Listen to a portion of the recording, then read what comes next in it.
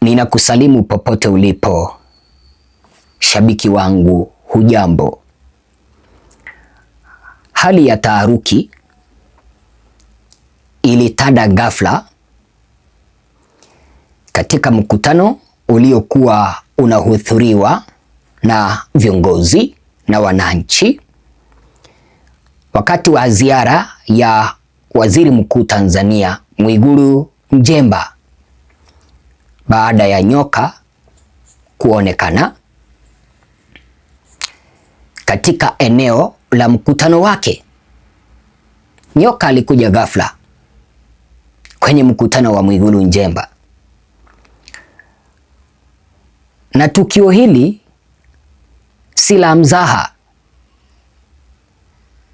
Yaweza ikawa kwamba ni honyo. Usichukulie hili tukio kama la mzaha.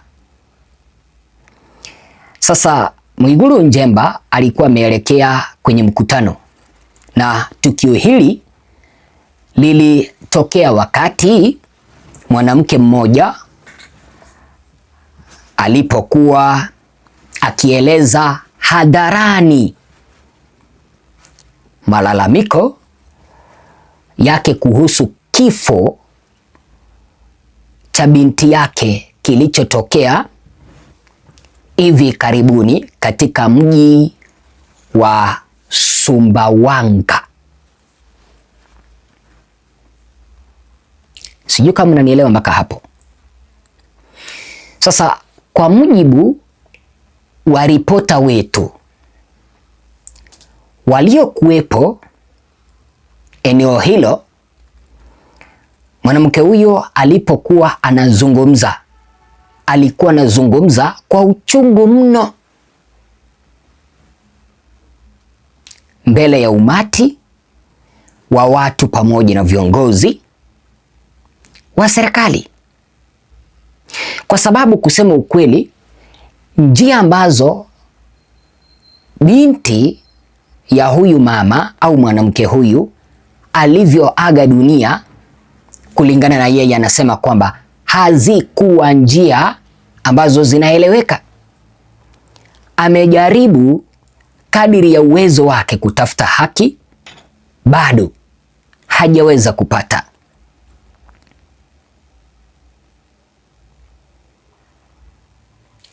Sasa mwanamke huyu alikuwa anasimulia namna binti yake alivyopoteza maisha katika mazingira yenye utata.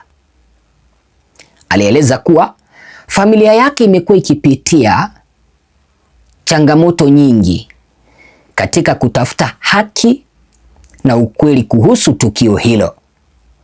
Wakati akieleza mkasa huo, ghafla watu waliokuwa karibu na jukwaa walianza kupiga kelele baada ya nyoka kuonekana akitambaa karibu na eneo la mkutano. Nyoka alionekana karibu na eneo la mkutano. Hata wananchi wakashtuka. Lakini unajua, katika taifa letu la Tanzania, mpenzi mtazamaji, kabla sija kuwekea ukanda uweze kuona jinsi ambavyo huyo nyoka alikuja ghafla, katika taifa letu la Tanzania kupata kitu ambacho kinaitwa haki ni adimu sana, haswa ikizingatiwa kipindi ambapo wewe ni maskini na mtu ambaye maybe umeweza kumshtaki ni mtu ambaye yuko na hela. Itakuwa ni vigumu sana kupata haki.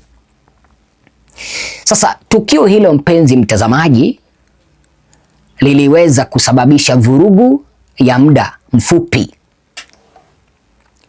huku baadhi ya wananchi wakijaribu kuondoka haraka eneo hilo kwa hofu ya kuumwa au kung'atwa na nyoka huyo.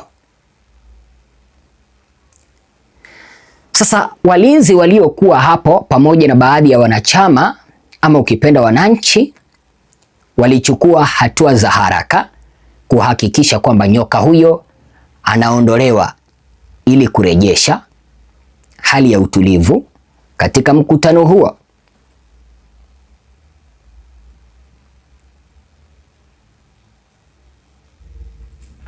Anielewa mpenzi mtazamaji? Lakini sasa huyu mama aliporejelea kuzungumza, alimalizia kusema kwamba kulikuwepo na makubaliano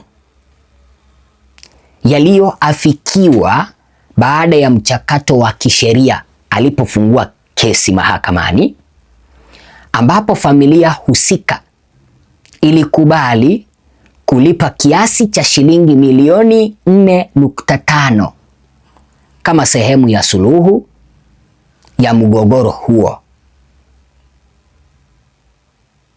Hata hivyo, mwanamke huyu alisisitiza kuwa bado ana maswali mengi kuhusu mazingira halisi ya kifo cha binti wake na anaendelea kutafuta ukweli.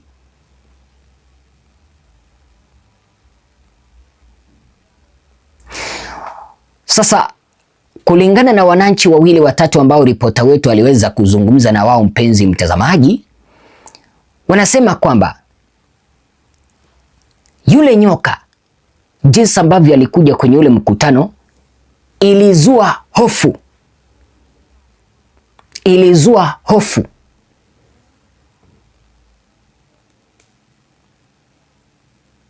Na ni leo, mpenzi mtazamaji, kikweli mimi nilishindwa kuelewa. Ilibidi akawa ameondoka kwenda Sumbawanga. Kweli kule nikashauriwa nenda, kwa sababu yeye amekata rufaa kwa muda mwingine, ametoa pesa, wewe hauna pesa. Nikasema ni kweli sina, hata nimeshazidiwa na ujauzito. Basi mheshimiwa, 20 mwezi wa 7 nikawa nimeondoka kwenda Sumbawanga. Kufika njiani nikapanda bajaji, nikashikwa na uchungu kwenye bajaji, nikawa nimejifungua huyo mtoto mwaka 2024 mwezi wa 7 tarehe 22. Basi tarehe 23 nikawa nimeondoka kwenda Sumbawanga mjini. Kufika Sumbawanga mjini nimejifungua kama jana usiku saa 2.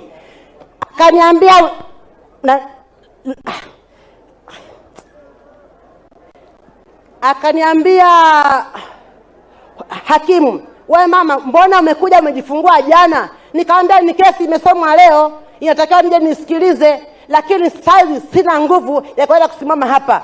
Naombeni mnipe wiki moja, kwa sababu leo ni tarehe 23 mpaka tarehe 29 nitakuwa niko vizuri.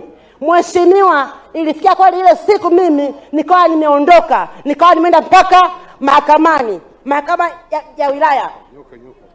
Yes,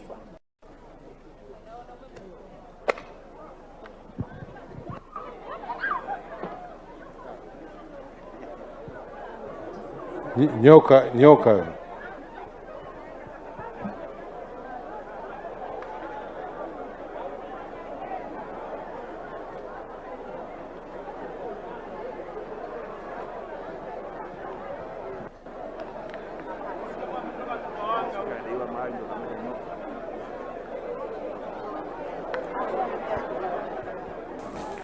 Naomba niweze kukueleza tukio hili. Nyoka huyu kukuja kwenye mkutano wa viongozi wa serikali mara nyingi utafsiriwa kama honyo. Ndio, utafsiriwa kama honyo. Raia wengi wa Tanzania wamekuwa wakilalamika kuhusu uongozi huu mbovu wa Samia. Viongozi hawa ambao wako madarakani, ikijumulisha Waziri Mkuu Mwigulu Nchemba, walikuwa miongoni mwa wale ambao walichochea wananchi wakachinjwa mwaka uliopita. Lakini wapo miongoni mwa wale ambao wanachochea haki isipatikane. Ukizungumza neno haki kwa wahanga wa matukio yaliyotokea mwaka uliopita, unaweza ukawa adui wa serikali. Unaweza tekwa, unaweza kamatwa, unaweza wekwa kwa jela, unaweza funguliwa kesi ya uhaini. Nimekuwa nikiona Mwigulu Nchemba akisema kwamba walioaga dunia wameaga, inabidi sasa kama taifa tusonge mbele.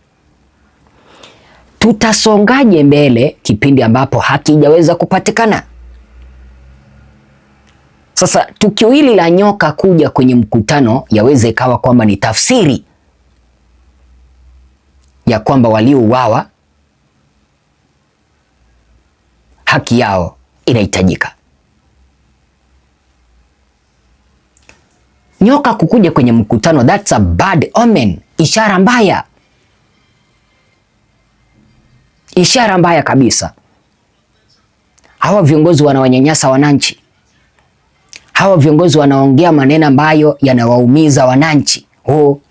Watanzania walilipwa ndiposa waandamane kumkataa Samia.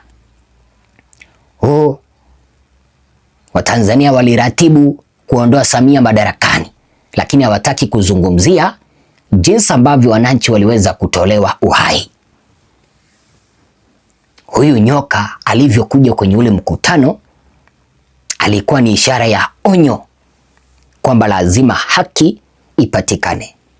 Namba 2, huyu mama umesikia kwamba amejaribu kutafuta haki, bado hajaweza kupata. Amejaribu kutafuta jinsi ambavyo mtoto wake, binti yake alivyoaga dunia, hajaweza kuambiwa. Na hili huenda likawa onyo kwamba haki iweze kupatikana, isije ikawa kwamba viongozi, serikali inachochea haki kutopatikana. Mama kuzungumza kwamba hajapata haki ni vibaya. Uchungu wa mwana ajuaye ni mzazi. Asante sana kwa kunisikiliza.